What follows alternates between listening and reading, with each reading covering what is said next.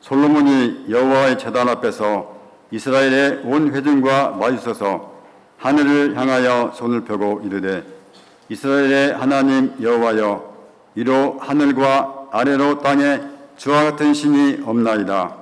주께서는 온 마음으로 주의 앞에서 행하는 종들에게 언약을 지키시고 은혜를 베푸시나이다. 주께서 주의 종 내 아버지 다윗에게 하신 말씀을 지키사 주의 입으로 말씀하신 것을 손으로 이루심이 오늘과 같으니이다. 이스라엘의 하나님 여호와여 주께서 주의 종 내 아버지 다윗에게 말씀하시기를 내 자손이 자기 길을 삼가서 내가 내 앞에서 행한 것 같이 내 앞에서 행하기만 하면 내게서 나서 이스라엘의 왕위에 앉을 사람이 내 앞에서 끊어지리 아니하리라 하셨사오니 이제 다윗을 위하여 그 하신 말씀을 지키시옵소서. 그런즉 이스라엘의 하나님이여 원하건대 주는 주의 종 내 아버지 다윗에게 하신 말씀을 확실하게 하옵소서. 하나님이 참으로 땅에 거하시리까 하늘과 하늘들의 하늘이라도 주를 용납하지 못하겠거든 하물며 내가 건축한 이 성전 이오리까. 그러나 내 하나님 여호와여 주의 종의 기도와 간구를 돌아보시며 이 종이 오늘 주 앞에서 부르짖음과 비는 기도를 들으시옵소서. 주께서 전에 말씀하시기를 내 이름이 거기 있으리라 하신 곳 이 성전을 향하여 주의 눈이 주야로 보시오며 주의 종이 이곳을 향하여 비는 기도를 들으시옵소서. 주의 종과 주의 백성 이스라엘이 이곳을 향하여 기도할 때 주는 그 간구함을 들으시되 주께서 계신 곳 하늘에서 들으시고 들으시사 사하여 주옵소서. 아멘.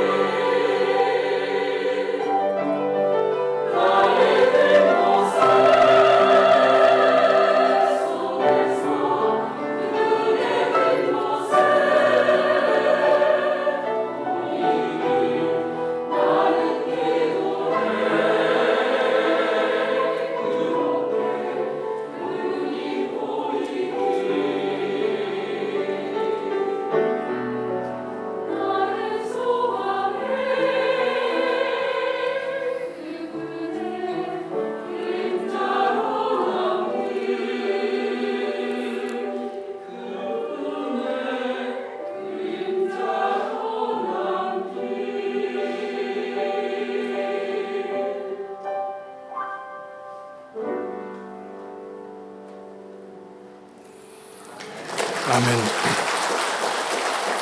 준비한 시간부터 찬양한 시간까지 하나님이 호산나 찬양대의 찬양을 받아주시기를 바랍니다. 개인과 공동체는 각각의 역사를 가지고 있죠. 태어난 날로부터 삶을 마치는 날까지 각자 살아온 개인의 역사가 있고, 국가가 세워진 이래로 성장하고 발전하거나 어려움을 겪어 쇠퇴한 흥망성쇠의 역사가 있습니다. 교회 역사도 마찬가지입니다.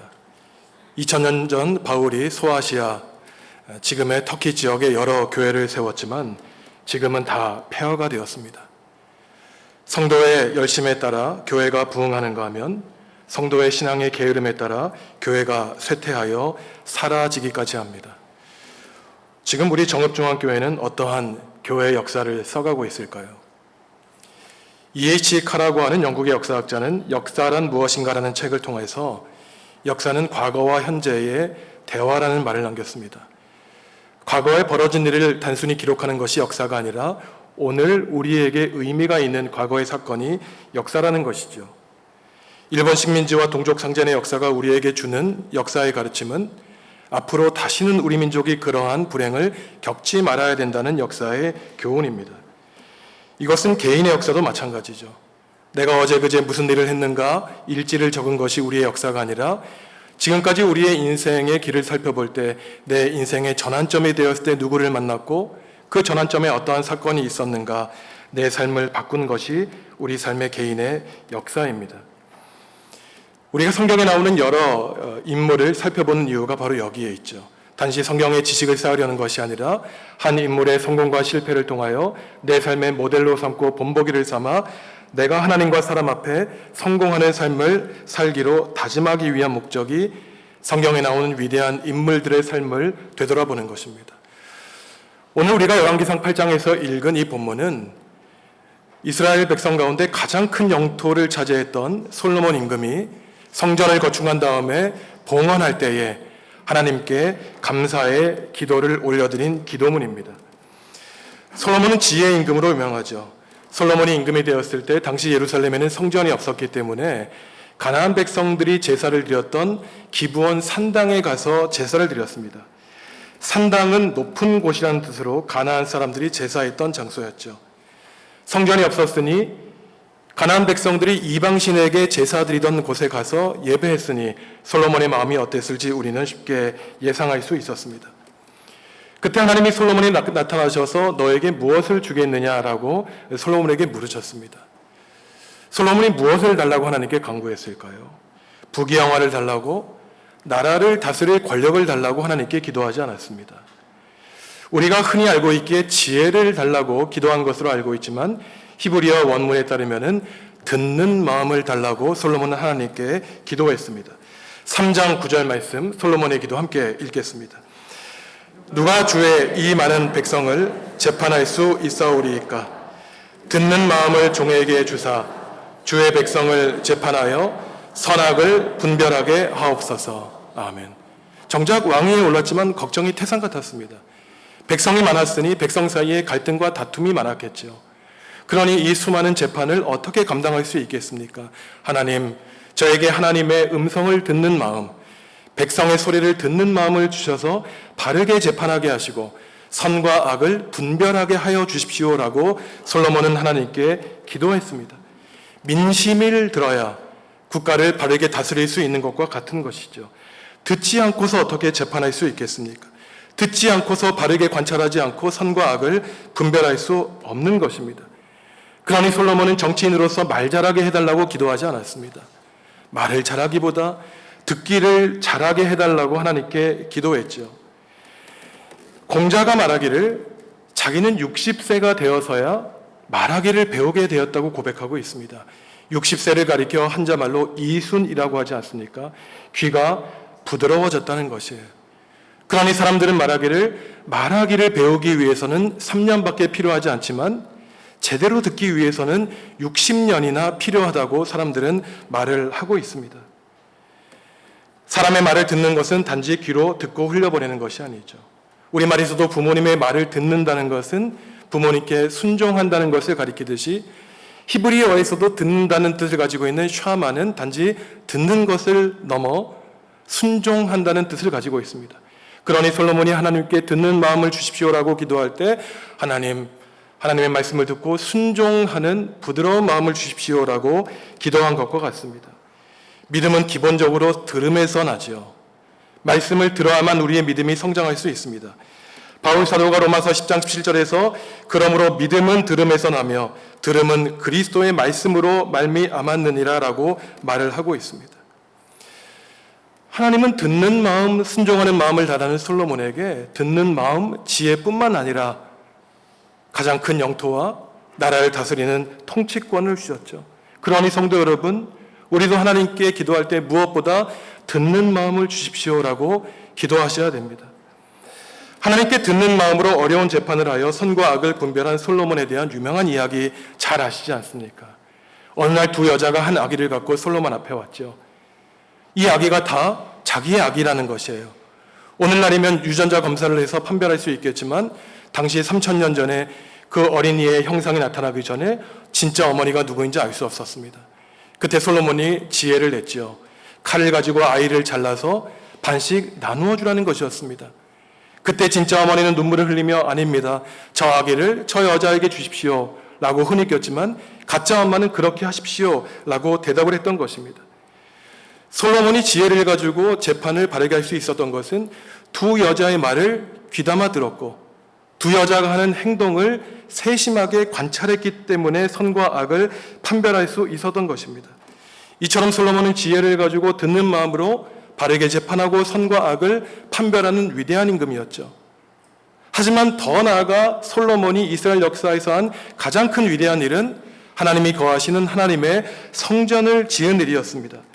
오늘 우리가 읽은 열왕기상 8장 말씀은 솔로몬이 성전을 지은 다음에 하나님께 드린 기도의 말씀입니다. 솔로몬은 성전을 건축하고 봉헌하면서 하늘을 향해 손을 들고 기도하고 있습니다. 우리도 예배의 마지막 순간에 손을 들고 하나님께 기도하는 것은 하나님이 우리를 초월한 하늘에 계시며 우리는 낮고 낮은 이 땅에 거한다는 겸손한 모습을 하나님께 보이는 것이죠. 두 손을 들어 모든 것을 하나님께 영광으로 돌리겠다는 믿음을 나타내는 것입니다. 솔로몬은 두 손 들고 하나님께 기도하면서 하나님만이 우리 사람이 가지고 있는 문제를 해결해 주실 수 있는 분이라는 사실을 고백하고 있습니다. 우리가 읽지 않았지만 31절 이하에 보면 크게 솔로몬은 세 가지를 놓고 기도하고 있어요. 하나님, 어려운 재판에서 저에게 지혜를 주셔서 바르게 판단하게 해주십시오. 둘째는 전쟁에서 패하여 예루살렘에 돌아와 하나님의 전에서 기도할 때 우리의 기도를 들어주시고 우리를 위로해 주십시오라고 기도합니다. 참 이상하죠. 전쟁에서 이기게 해달라고 기도한 게 아니에요. 전쟁에서 패하더라도 하나님께 감사하며 우리를 위로해달라고 솔로몬은 기도하고 있습니다. 마지막으로 가뭄과 전염병 등 재난이 이 땅에 닥칠 때 하나님 우리를 도와주십시오라고 솔로몬은 기도합니다. 자기가 나아갈 길을 보여달라고 진리의 깨우침을 달라고 솔로몬은 기도하고 있는 것입니다. 솔로몬은 알고 있었습니다. 자기가 믿는 하나님은 우주 만물을 창조하신 하나님이기 때문에 자기가 아무리 애를 써 크고 화려한 성전을 지어도 그 성전 안에 하나님을 담아둘 수 없다는 사실을 솔로몬은 잘 알고 있었습니다. 하나님은 단지 이 성전 안에 계신 것만 아니라 성전을 초월하여 성전 위에 계시고 성전 밖에 계신 우주 만물의 하나님이라는 사실을 솔로몬은 잘 알고 있었죠. 이러한 솔로몬의 위대한 믿음이 27절에서 가장 분명하게 나타나고 있습니다. 제가 오늘 설교 제목으로 삼은 구절인데 한 목소리로 읽겠습니다.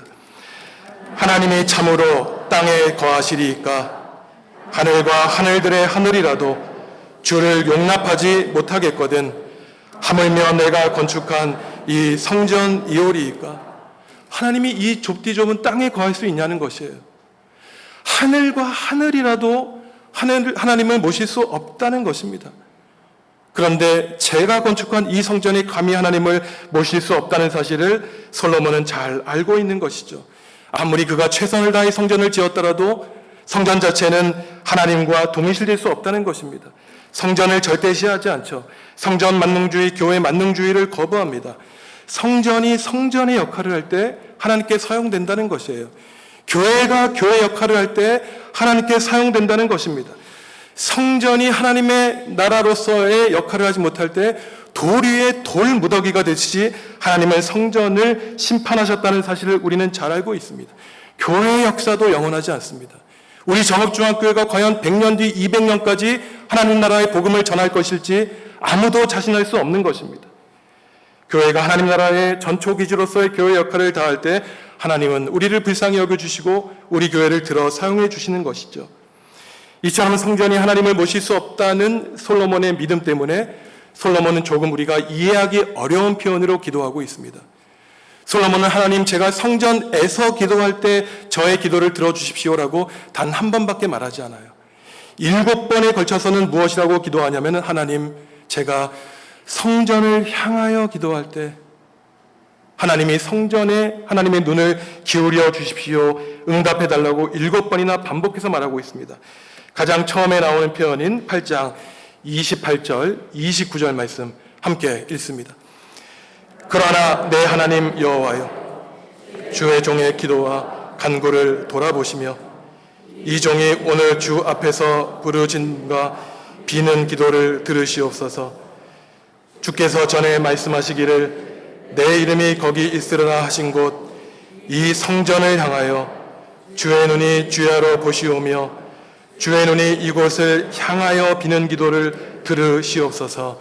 아멘. 얼마나 귀한 믿음인지 모릅니다. 감히 제가 하나님을 성전에 모실 수 없기에 제가 성전 밖에 있어서 성전을 향하여 기도할 때라도 하나님, 저의 기도를 들어주십시오라고 기도하고 있는 것이죠. 절대 지존자이신 하나님 앞에서 자기의 무기력함과 자기 자신의 한계를 인정하는 겸손한 기도입니다. 성전만 향하여 기도해도 하나님의 눈길을 우리를 향해 달라고 하는 순수한 믿음의 신앙을 솔로몬은 보여주고 있는 것이죠. 더 나아가서 솔로몬은 말합니다. 하나님, 혹시 저희가 하나님께 범죄하여 이방 땅에 포로로 잡혀갈지라도 그때 하나님 잘못했습니다, 회개하오니 용서해 주십시오, 이 영만리 길에서 이 성전을 향해 기도하면 하나님 우리를 외면하지 마시고 들어주십시오라고 기도했던 것입니다. 실제로 다니엘이 그랬죠. 바벨론의 포로로 잡혀가 있을 때 1000km 이상 되는 그곳에서 바벨론 임금이 자신에게만 기도하고 그렇지 않으면 옥에 가둘 것이라고 금령을 선포했을 때 다니엘은 임금의 말을 무시하고 자기 집의 창문을 열어 예루살렘 성전을 향하여 하루에 3번씩 하나님께 기도했던 것입니다. 오래전에 제가 알고 있는 장로님 댁에 가정 방문을 한 적이 있습니다. 이사를 하셔가지고 새 주택에 찾아뵌 적이 있는데 특별히 이 집을 선택하신 이유가 어디 있습니까? 라고 여쭤봤더니 그 장로님은 저에게 아무 대답도 안 하시고 창문을 열어주셨어요. 창문을 열어주시더니 교회 십자가를 저에게 보여주셨습니다. 얼마나 어린아이 같은 순수한 믿음을 가지고 있었는지 그 장로님에게서 귀한 믿음을 배울 수 있었습니다. 우리도 솔로몬처럼 다니엘처럼 하나님을 향해 손들고 기도하고 우리 정읍중앙교회 예배당을 향하여 기도할 수 있다면 언제 어느 곳에라도 우리는 하나님을 만날 수 있고 하나님과 교제할 수 있는 것입니다. 사랑하는 성도 여러분, 하늘을 향하여 힘들 때 우리 정읍중앙교회를 향하여 간절히 기도하시기 바랍니다. 솔로몬은 감히 자신이 지은 성전에 하나님을 모실 수 없다고 고백하면서 한 가지 과거에 하나님이 하신 말씀을 기억하고 있습니다. 그 말씀은 무엇이냐면은 신명기 12장에서 규정하셨던 하나님이 선택하신 그 장소에서 예배하는데 그곳에 하나님의 이름을 두었다는 하나님의 말씀입니다. 하나님은 하늘에 계시고 이 성전에 하나님의 이름을 두었다는 것은 무엇을 가리킬까요? 우리는 하나님의 이름을 부름으로써 하나님께 기도하고 그럼으로써 하나님과 연결된다는 것을 우리에게 말씀하고 있는 것입니다. 마치 어떠한 집을 방문해서 초인종을 누를 때 보이지는 않지만 그 안에 있는 사람이 밖에 누군가가 왔다는 것을 알 수 있는 것처럼 우리가 힘들고 어려울 때 하늘을 향하여 기도할 때 하나님이 하나님의 시선을 우리에게 향하신다고 솔로몬은 기도하고 있는 것이에요. 예수님도 제자들에게 이렇게 기도하라고 알려주셨지 않습니까? 하늘에 계신 우리 아버지, 아버지의 이름을 거룩하게 하여 주십시오. 솔로몬의 기도와 완전히 같은 기도입니다. 그러니 우리는 우리의 삶에서 순간순간마다 가정에서 일터에서 늘 하나님의 이름을 가까이 불러야 됩니다. 주님, 하나님, 하나님의 이름을 부르는 그 이름 하나하나에 우리의 삶의 모든 애환과 기쁨이 다 담겨 있는 것이죠. 반대로 수많은 사람들의 이름은 부르지만 하나님의 이름이 우리의 입술에서 점점 멀어져 갈 때 우리의 삶은 하나님과의 거리가 멀어지게 되는 안타까운 삶을 살게 되는 것입니다. 이렇게 솔로몬은 왕위에 올라서 하나님께 듣는 마음을 구했죠. 성전과 하나님을 향해 기도하는 믿음의 사람이었습니다. 아무리 큰 성전을 지어도 감히 하나님을 모실 수 없다고 고백한 사람이었죠. 하늘의 하늘이라도 하나님을 모실 수 없다고 하는 하나님에 대한 순수한 신앙을 가지고 있었습니다. 하지만 솔로몬은 왕의 자리에 익숙해졌어요. 시간이 흐르면서 하나님을 두려워하지 않게 되었고 사람의 시선을 의식하게 되었습니다. 주변의 큰 나라의 힘을 의지하게 되었죠. 그래서 이웃 나라의 공주들과 결혼을 했습니다. 열왕기상을 보면 솔로몬 임금의 아내와 첩이 1000명에 이르렀다고 말을 하고 있어요. 이 말은 무슨 말을 하는 거냐면은 정치적으로 솔로몬은 이웃 국가와 혼인 정책을 가졌다는 것입니다. 큰 나라의 임금의 공주와 결혼하니 그 나라가 솔로몬을 공격할 이유가 없는 것이죠. 정치적으로는 어느 정도 이익을 받는지 모릅니다. 그렇지만 이 아내들로 말미암아 어떠한 문제가 생겼을까요? 솔로몬에게 부탁하는 거예요. 여보, 내가 당신을 위해서 이 먼 나라에서 작은 이스라엘까지 왔는데 제 부탁 하나 들어주세요. 내가 믿는 나라의 신상을 당신이 지은 솔로몬 성전에 안치해달라고 부탁한 것을 솔로몬은 거절하지 못했던 것입니다. 결국 이 나라 저 나라의 신상을 하나님의 거룩한 성전에 놓게 되었고 솔로몬이 죽은 다음에 이스라엘은 북이스라엘과 남유다로 갈라지게 되었죠. 12지파 가운데 유다와 베냐민 2지파만 남유다에 남게 되었고 나머지 푸르른 지역에 있는 10개 지파는 북이스라엘로 떨어지게 되었습니다. 솔로몬이 세운 성전이 하나님께 기도하는 집으로서 역할을 다하지 못하게 되자 기원전 587년 이스라엘은 바벨론의 침략을 받게 되었고 돌 위에 돌이 남지 않을 정도로 모든 성전이 파괴되었다고 성경은 기록하고 있습니다. 하나님이 이스라엘 백성을 심판하실 때 가장 먼저 심판하신 자리가 하나님을 모시지 못한 성전이라고 말씀하고 있어요. 사진을 보여드릴 텐데 지금 예루살렘 성전의 사진입니다. 저 화려한 성전, 하지만 그 다음 사진을 보시면 유대인들이 벽을 치며 통곡하면서 하나님 우리에게 다시 성전을 회복하여 주십시오 기도하고 있는 것이에요. 지금 예루살렘 성전은 이슬람 교도들이 차지하고 있고 이슬람 서원으로 기능하고 있습니다. 예수님 당시에도 헤롯이 지은 성전은 똑같은 일을 했어요.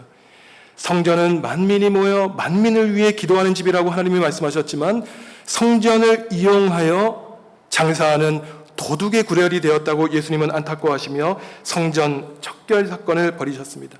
그러면서 말씀하시기를 내가 이 성전을 허물고 사흘 만에 다시 짓겠다고 말씀하셨어요. 유대인들은 이 예수님의 영적인 가르침을 이해하지 못하고 저 사람이 도대체 46년 만에 지은 이 성전을 어떻게 사흘 만에 짓겠다는 것이냐, 예수님의 죽음과 부활을 이해하지 못했던 것입니다. 유대인들은 지금까지도 건물의 종교에 머물러 있습니다. 교회는 벽돌, 시멘트 건물이 아니에요. 교회는 예수 그리스도의 몸 하나님을 믿는 백성의 모임입니다. 하늘의 하늘이라도 성전 안에 하나님을 모실 수 없지만 우리의 연약한 이 몸뚱아리 하나는 우주 만물을 지으신 하나님을 모실 수 있는 성전이라고 예수님과 바울이 사도는 우리에게 말씀하고 있습니다. 하늘의 하늘도 하나님을 품을 수 없지만 하나님은 이 낮은 땅에 내려오셔서 우리의 연약한 인생과 동행하기를 원하셨고 우리의 연약한 마음 가운데에 성령으로 함께 하시겠다고 우리에게 약속하셨죠. 우리를 가리켜 너희는 하나님의 성전이라고 말씀하셨습니다. 고린도전서 3장 16절과 6장 19절 20절 말씀 함께 읽습니다. 너희는 너희가 하나님의 성전인 것과 하나님의 성령이 너희 안에 계시는 것을 알지 못하느냐. 너희 몸은 너희가 하나님께로부터 받은 바 너희 가운데 계신 성령의 전인 줄을 알지 못하느냐. 너희는 너희 자신의 것이 아니라 값으로 산 것이 되었으니 그런즉 너희 몸으로 하나님께 영광을 돌리라. 아멘. 우리 몸이 우리의 것이 아니라는 것이에요. 하나님의 것이라는 것입니다. 더 나아가 하나님의 성전이라는 것이에요. 제가 지난주 월요일 날 우리 송 권사님 발인 예배를 하면서 기도 가운데 이러한 생각을 하나님께 받았습니다. 하늘에 하늘이라도 하나님을 담을 수 없건만 우리 권사님의 그 작은 짧은 인생 가운데 영원하신 하나님이 함께 계셨구나. 우리가 다 그렇게 살아야 되겠다. 하나님께 감사하며 부족한 나를 사랑하시고 인정하시며 내 안에 누추한 것에 거하기 원하시는 하나님께 영광 돌리며 살아가게 되겠다는 깨달음을 얻게 되었어요. 오히려 저는 그 슬픔의 예식 가운데 하나님의 은혜를 발견하는 시간이었습니다. 하늘의 하늘도 하나님을 모시지 못하는데 하나님의 연약한 우리 인생을 성전 삼으시고 우리 안에 계시고 우리와 함께 계시기를 바라셨던 하나님은 바로 은혜의 하나님이라는 사실을 우리에게 말씀하십니다. 교회는 건물이 아니죠. 아무리 화려하고 웅장한 건축물이라도 하나님이 계시지 않으면 그것은 교회라고 말할 수 없습니다. 아무리 누추하고 작고 연약해도 하나님이 그곳에 계시면, 예수 그리스도의 십자가에 보혈이 묻어 있으면 그것이야말로 이 세상에서 가장 거룩한 교회인 것입니다. 성도 여러분을 하나님은 성전이라고 불러주셨죠. 우주 만물을 지으신 하나님이 지금 이곳 우리 가운데 계십니다. 우리가 슬플 때, 눈물 흘릴 때 하나님은 우리 안에 계세요. 눈물을 함께 흘리시고 우리의 눈물을 닦아주십니다. 언제 어느 곳에서도 하나님을 향해 손들고 기도하고 성전을 향해 기도하면 하나님이 우리에게 눈길을 향해 주시겠다고 약속해 주셨습니다. 우리가 잘나고 뛰어나서 하나님 나라와 교회를 위하여 대단한 일을 할 때만 우리의 기도를 들어주시는 것이 아니라 솔로몬이 기도했듯이 우리가 하나님께 범죄하여 머나먼 낯선 땅에 끌려갔더라도 회개하고 기도하면 실패하고 좌절하고 낭망할 때에도 하나님은 우리의 기도를 들어주시겠다고 약속해 주셨습니다. 그러니 우리가 해야 될 일은 무엇일까요? 죄 많고 고난이 가득 찬 우리 삶에 함께 하신 하나님, 우리를 성전으로 인정해 주신 하나님의 구원의 은혜에 감사하며 성전으로서의 거룩한 삶을 우리는 살기를 하나님은 바라시는 것이죠. 가을철 무익은 열매가 아름다운 곡식을 내듯 기도하는 이 계절 가을에 우리가 해야 될 일은 성전을 향하여 하늘을 향하여 두 손 벌려 하나님께 기도하여 우리의 삶에서 아름답고 귀한 성령님이 내주하시는 그 성령님의 거룩한 열매를 맺는 일입니다. 사랑하는 성도 여러분, 성전으로서의 여러분들의 삶을 소중히 여기시고 여러분 스스로를 사랑하시며 여러분의 삶을 통하여 하나님의 영광과 거룩함을 드러내시는 우리 정읍중앙교회 성도 한 분 한 분 다 되시기를 간절히 주님의 이름으로 축원합니다. 하나님, 하늘의 하늘도 하나님을 모실 수 없는데 세상을 창조하신 하나님이 우리 가운데 계시니 감사합니다. 하나님께 듣는 마음을 달라고 기도하여 주님께 쓰임받은 솔로몬처럼 기도하는 성도, 슬기로운 성도가 되어 하나님 나라와 교회와 온 누리를 위하여 귀하게 쓰임받는 훌륭한 일꾼으로 세워주시옵소서. 솔로몬이 성전을 짓고 세상을 위해 기도한 것처럼 기근과 홍수와 전염병의 고통에서 우리를 건져 주시옵소서. 예수님의 이름으로 기도합니다. 아멘.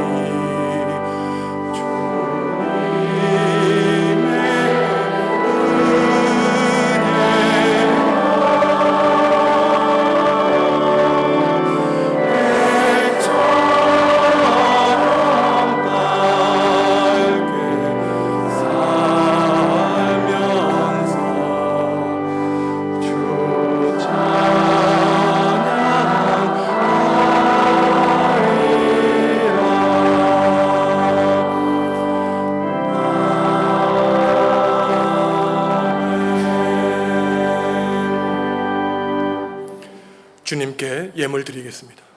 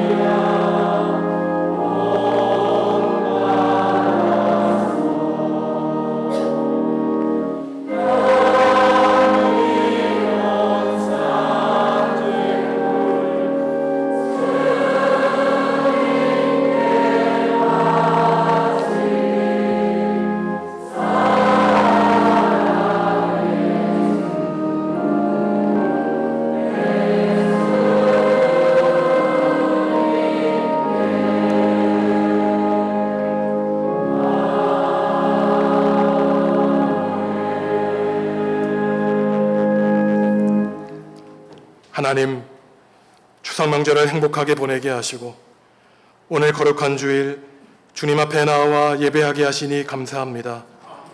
하나님이 세우신 교회에 나와 예배하는 것이 얼마나 귀하고 감사한 일인지 새삼 깨닫게 됩니다. 하늘의 하늘이라도 감히 하나님을 모실 수 없지만 우리는 하나님을 사랑하는 마음으로 주님, 이곳에 우리와 함께 해달라고 간절히 하나님께 기도합니다. 몸이 건강하지 못하여 예배당에 나오지 못하여 이 자리에서 함께 예배하지 못하는 교우들이 하나님을 향하여 손을 들고 기도하고 이곳을 바라보며 기도할 때 하나님의 눈길을 성도들에게 향해 주시고 사랑하는 교우들을 사랑의 손으로 보호하여 주시옵소서. 곳곳에 흩어져 예배하는 모든 가족을 지켜주시고 하나님의 사랑과 은혜로 보호하여 주시기를 기도합니다. 군복무 가운데 있는 청년, 해외에서 연수를 받고 있는 청년들과 함께 하셔서 건강 지켜주시고 의미 있고 보람된 시간 보내게 하여 주옵소서. 주님이 68년 전에 이 땅에 세우신 우리 정읍중앙교회가 하나님이 바라시고 하나님이 기뻐하시는 교회 되기 원합니다. 만민이 모여 만민을 위해 기도하는 집이 되기 원합니다. 하나님의 이름을 부르며 기도하는 교회, 성령님이 역사하시는 교회 되기 원합니다. 이 교회를 주님의 구원의 도구로 사용하여 주시옵소서. 이번 주 토요일부터 세례 교육이 시작됩니다. 세상에 속해 있던 사람이 예수님을 그리스도로 고백하여 하나님께 속한 사람으로 살게 하여 주시옵소서. 과거에 속한 옛사람을 버리고 하나님의 새로운 피조물로 거듭나 거룩하고 복된 삶을 살게 하여 주옵소서. 세례받는 교우들의 가정과 함께 하셔서 새로운 삶을 사는데 기도로 뒷받침하여 하게 해주시기를 간절히 원합니다. 김기순 집사님을 한 가족으로 삼아주시니 감사합니다. 예배당에 나오는 발걸음이 복되게 하시고 믿음의 순례길에 주님이 함께 하셔서 살아있는 순간마다 크신 복과 은혜로 함께 하여 주시옵소서. 집사님을 인도하신 유점순 권사님의 건강 지켜주시고 하나님 나라의 복음을 전하는 귀하고 복된 일꾼으로 삼아 주시옵소서. 주님께 예물 드립니다. 쓰러지고 넘어지는 우리를 붙들어 주시는 주님의 사랑에 감사하며 바칩니다. 11조, 감사, 선교, 생일 감사 등 여러 이유와 목적으로 주님께 드리는 성도들의 손길 가운데 함께해 주시고 주님의 교회를 세워나가는 가운데 성도들의 삶과 가정이 믿음의 반석 위에 든든히 세워지는 놀라운 은혜 베풀어 주시옵소서. 언젠가 하나님을 배울 때 잘했다 충성된 종아 주님께 칭찬받게 하여 주옵소서. 예수님의 이름으로 기도합니다. 아멘.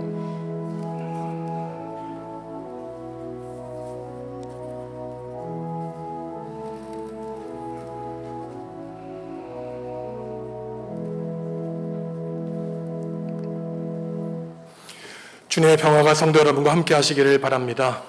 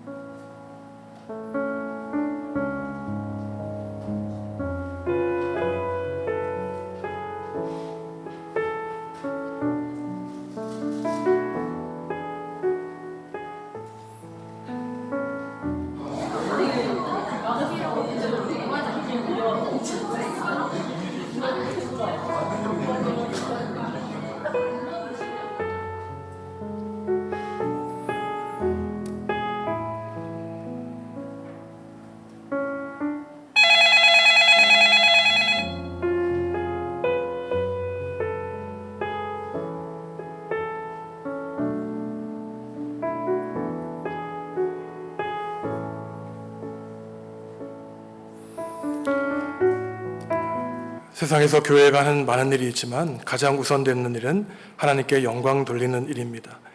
예배가 바르게 세워나가지 않았는데 선교하고 봉사하고 구제하는 것 때로는 위험합니다. 하나님이 우리 교회에 주인 되어주시고 머리 되어주셔서 우리가 하는 모든 일에 하나님의 영광이 드러나기를 간절히 기도합니다. 이번 주 토요일부터 4주 동안 세례자 교육이 있습니다. 교회가 하는 일 가운데 세례가 가장 중요한 일은 예수님의 지상명령이기 때문이죠. 세상에 속해 있던 사람이 예수님을 만나 새 삶을 누리겠다고 다짐하는 것이 세례입니다. 성도 여러분들 이미 세례를 받으셨지만 그 세례를 받으셨던 날을 기억하시고 매일매일 새로운 삶으로 거듭나시길 바랍니다. 지난주 월요일 하간 예배를 마지막으로 송남승 권사님 모든 장례 절차를 마쳤습니다. 지난 주일에 박학규 장로님 상중에 예배에 참석하셨는데 오늘은 전주에서 신앙생활 하시는 차남 박용진 집사님 가족이 예배에 참석하셨습니다. 장로님과 우리 박 집사님 가족 손주들 잠깐 자리에서 일어나시죠. 우리 집사님 하간 예배에서 눈물을 흘리시면서 그동안 어머니께 속을 많이 상하게 했지만 어머니의 기도대로 훌륭한 아들이 되겠다고 다짐하셨습니다. 우리 집사님 새 아드님과 많은 모든 손주들 하나님의 사랑으로 어머니의 남겨진 모든 신앙을 잘 이어받을 수 있도록 모든 성도 여러분들이 기도로 격려해 주시고 후원해 주시기를 간절히 부탁드리겠습니다. 자리에서 일어나셔서 주님께 찬양하겠습니다.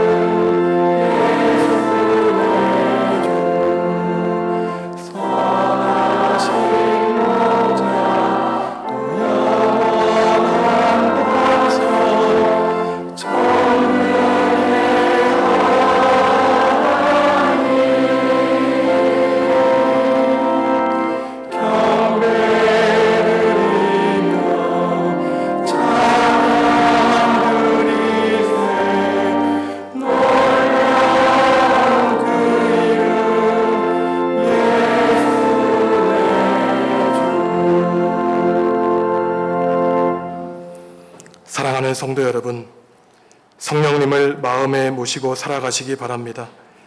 성전으로서의 거룩한 삶을 살아가시기 바랍니다. 성도 여러분의 삶을 통하여 하나님의 영광을 온 누리에 드러내시기 바랍니다. 하나님의 이름을 부르며 기도할 때 주님의 사랑의 눈길이 성도 여러분과 여러분의 가정을 아낌없이 따뜻한 손길로 보살펴 주실 것입니다. 예수 그리스도의 은혜와 하나님의 그 크신 사랑과 성령님의 감화감동 교통하심이 하늘의 하늘도 모실 수 없는 하나님을 마음에 품고 성전으로서의 삶을 살기로 다짐하는 성도들에게 지금부터 영원까지 함께 하시기를 간절히 축원하옵나이다.